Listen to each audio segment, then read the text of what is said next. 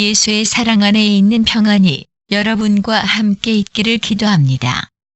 안녕하세요. 예수의 작은 친구들의 유나단 김성진입니다.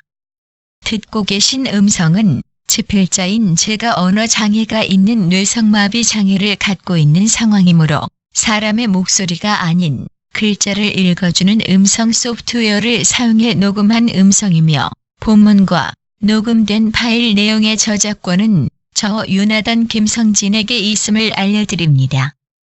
이 소프트웨어의 특성상 정확한 발음을 표현하기 위해 소리나는 대로 적은 부분도 있음을 양지해 주시기 바랍니다. 예수의 사랑은 상대를 높여주기 위해 나를 낮춰준다. 들어가는 말씀.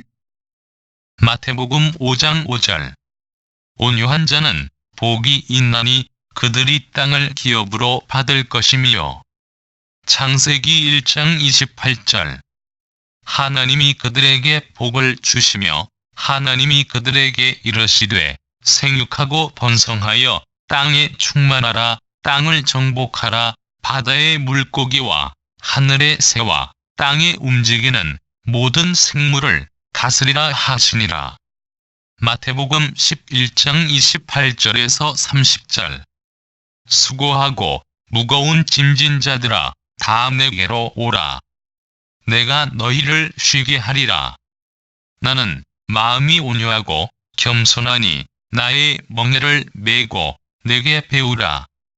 그리하면 너희 마음이 쉼을 얻으리니 이는 내 멍에는 쉽고 내 짐은 가벼움이라 하시니라. 오늘은 예수의 계명 곧 사랑으로 바라보는 산상수훈 세 번째 온유한 자의 복을 묵상하려 한다. 팔복을 말할 때 우리는 흔히 인간이 받아서 누리는 어떤 상황적 물리적 상태와 소유의 결과만을 말하려 든다. 허나 저 팔복의 결과를 얻으려면 전제적 조건 사안들이 붙는다는 사실을 간과해서는 안 될 것이다. 다시 강조하지만 이러한 상태의 조건을 소유한 자가 되어야 그 모든 걸 누리는 복 있는 자가 되리라는 뜻이기에 말이다. 우선 마태 5장 5절의 하반절 땅의 기업부터 생각해야 할 것 같다. 그래야 왜 온유한 자가 땅을 얻는지를 설명할 수 있기 때문이다. 우리는 온유한 자는 복이 있나니 그들이 땅을 기업으로 받을 것이며 마태 5장 5절. 이 구절 또한 문자 그대로 토지의 소유권으로 해석하려 한다. 그러나 그런 해석은 성경적 온유의 의미를 생각하지 않고 또 헬라어 원문의 단어적 뜻 또한 생각하지 않고 말하는 해석이다. 첫 번째로 우리가 주목해야 할 부분은 기업이란 의미를 짚어봐야 한다. 이 말은 문자 그대로 상속을 의미한다. 다시 말해 임자 없는 땅이 주어진다는 말이 아니다. 근본적으로 지구상의 모든 땅의 진짜 주인은 하나님이시란 의미로 보고 그분의 것을 상속받는다로 해석할 수도 있다. 그런데 과연 저 땅의 기업이란 말이 토지의 소유권만을 의미하는 말일까? 여기서 말씀하는 땅의 의미는 무엇일까? 창세기 1장에서부터 하나님은 사람에게 말씀하신다. 생육하고 번성하여 땅에 충만하라. 땅을 정복하라. 바다의 물고기와 하늘의 새와 땅에 움직이는 모든 생물을 다스리라. 분명히 이 구절은 사람이 타락하기 이전에 이르신 말씀이다. 나는 전부터 창세기의 이 구절에 대해서 글을 쓰려 했다. 오늘은 간략히 언급하겠다. 이 구절에서 하나님은 땅에 움직이는 모든 생물을 다스리라라고 하신다. 모든 생물, 즉 자기 자신도 포함된 모든 생물로 봐야 한다는 것이며 다스림의 뜻 속에는 관리와 보살핌이란 뜻이 내포된 말씀임을 기억해야 한다. 창세기의 이 구절과 마태 5장 5절은 전혀 상관없는 구절로 보인다. 하지만 우리 한번 생각해보자. 이 세상에서 땅을 소유한 사람이란 어떤 존재를 의미하는가? 땅의 소유권이 있는 사람이다. 즉, 그 땅의 주인이며 소유한 그 땅의 영역 안에서 모든 권리와 힘을 행사할 수 있는 사람이다.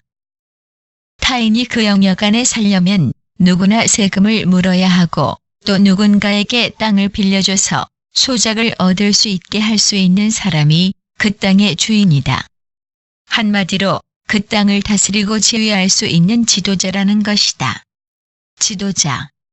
또한 동시에 그가 소유한 땅에 사는 사람들을 보살피고 이끌어줄 책임과 권한이 있는 존재이다. 그렇다면 그 땅과 그곳에 사는 이들을 다스리고 지휘하고 보살피고 이끌어줄 책임과 권한은 누구에게 주어져야 하는가? 언젠가 그래서 나는 이런 의미의 말을 한 적이 있다. 예수님의 성품의 특징은 자애가 없는 온유와 겸손이다.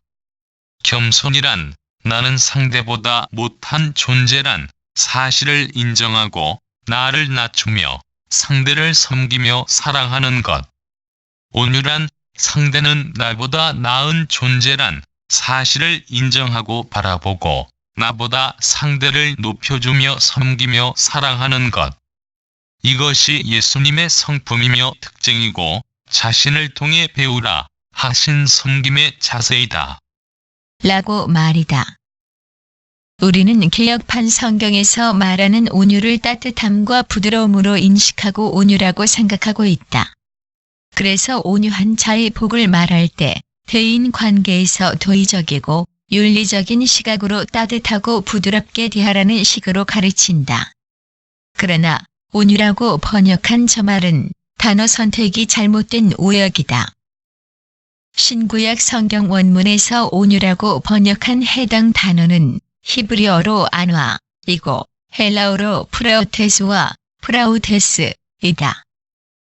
히브리어 안화의 뜻과 의미는 절하다, to bend over, 굴복하다, to bow down, 노동하다, to labor, to toil, 겸손해지다 또는 낮아지다, to below, depressed or humble 라는 뜻이 있고 또한 착취와 억압을 당한다는 뜻도 있다.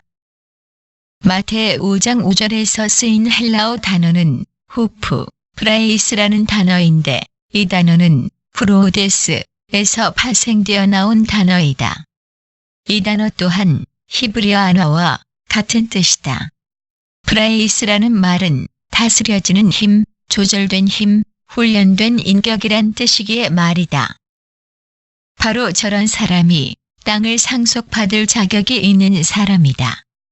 마태 5장 5절을 원문에 가깝게 저 뜻을 담아 고쳐 쓴다면 아래처럼 고쳐 써야 한다. 모든 환난을 겪고 낮아진 사람은 땅을 상속받을 복이 있을 것이다. 라고 말이다. 그런데 저 구절의 원어의 뜻대로 낮아진 사람은 노예처럼 강제적으로 낮아져 있는 상태의 사람을 의미하는 게 아니다. 다른 사람들을 위해 스스로 자원해서 낮아진 사람이다. 곧 예수의 모습을 닮은 제자됨의 모습을 소유한 사람이다 이 말이다. 그러면 왜 이런 사람에게 땅을 상속받을 자격이 주어지는가? 저런 삶의 고통과 괴로움과 곤란을 경험한 사람은 위로의 사람이 된다. 즉, 다른 사람의 아픔을 보듬을 수 있고 상대의 입장이 되어 생각할 수 있는 사람이기 때문이다. 고린도후서 1장 3절에서 7절을 참조하자. 사람이 되신 하나님처럼 말이다. 노예처럼 강제적으로 낮아진 사람일 경우 적대심과 반감의 감정으로 비굴한 삶을 살기에 다른 이들을 돌아볼 여유도 없이 자신만을 생각하게 될 가능성이 크다. 이런 사람에겐 결코 지도자로서 땅의 상속권이 주어질 수 없다. 자원으로 스스로 낮아진 바로 이런 사람에게 땅을 상속받고 지도자의 책임과 권한을 얻는 복이 주어져야 한다. 그래야 그 땅에 사는 사람들이 평안할 수 있고 그들이 땅의 주인을 마음 놓고 온전히 따를 수 있기 때문이다. 한국의 교회와 정치와 사회와 교육과 기업에 저런 사람 한 명이 없기에 적골 아닌가. 한 발 더 나아가 자원으로 스스로 낮아진 바로 이런 사람이 예수의 성품과 그의 사랑의 형상을 회복한 사람이며 창세기에서 사람 타락 이전에 하나님이 부여해 주신 땅과 만물을 보살피고 관리할 그 권한이 다시 주어진 사람이다. 이 관점에서 바라보면 산상수훈의 팔복에서 제시하신 저 조건 사안들은 바로 예수의 성품과 그의 형상으로 타락 이전의 모습을 회복한 사람의 모습이란 사실을 알 수 있다는 것이다. 반드시 우리가 예수의 사랑의 형상으로 회복되어져야 할 이유 중에 하나는 사도 바울이 로마서 8장 19절에서 23절에 말한 그대로 사람의 타락으로 모든 피조물이 탄식하고 함께 고통을 받고 있기에 자기들을 보살펴주고 관리해줄 그 형상을 다시 회복한 하나님의 자녀들을 기다리고 있기 때문이다. 여기서 온유와 겸손의 근본이신 예수님의 말씀을 보자. 마태복음 11장 28절에서 30절. 수고하고 무거운 짐진 자들아, 다 내게로 오라. 내가 너희를 쉬게 하리라. 나는 마음이 온유하고 겸손하니 나의 멍에를 메고 내게 배우라. 그리하면 너희 마음이 쉼을 얻으리니 이는 내 멍에는 쉽고 내 짐은 가벼움이라 하시니라. 예수님은 우리를 사랑하시기 위해 자신을 겸손히 낮춰주셨고 우리를 자신의 높이까지 높여주시기 위해 스스로 낮아지셨다. 바로 이것이 우리가 회복해야 할 그리스도의 사랑의 형상이다. 또한 이것이 땅을 상속받고 보살피고 관리할 수 있는 자격이 주어진 스스로 낮아진 온유한 자의 모습이다. 그런데 예수님의 이 말씀에서 우리가 다시 깊게 묵상해야 할 부분이 있다. 쉼, 쉬움, 가벼움, 이 세 단어의 의미다. 대부분 저 구절의 의미를 그저 하나님께 내어 맡기기에 쉼을 얻고 쉬우며 가볍다는 단순한 해석을 말하려 든다. 허나 우리가 다 아는 것처럼 내어 맡기는 그것이 쉬운 일인가? 결코 그것조차 인간인 내 힘으로 할 수 없다는 사실을 잘 알지 않는가? 나는 요한복음 14장을 여러 번 설명하면서 12절에 내가 하는 일과 보다 큰 일은 예수의 사랑이며 사람의 힘으로 하는 게 아니라 예수께서 성령으로 우리 안에서 그분이 직접 행하신다고 말해왔다. 같은 맥락에서 저 구절에 내 멍에도 우리가 지는 게 아니다. 온유의 원어적 뜻을 통해 다시 본다면 저 멍에는 예수께서 우리 안에서 자기가 지시는 것이다. 그러하기에 쉼을 얻고 쉽고 가벼울 수 있는 것이다. 이것이 우리를 위해 지금도 그 일을 이루시는 예수님의 낮아지심이며 겸손이다. 빌립보서 2장 5절에서 8절. 너희 안에 이 마음을 품으라.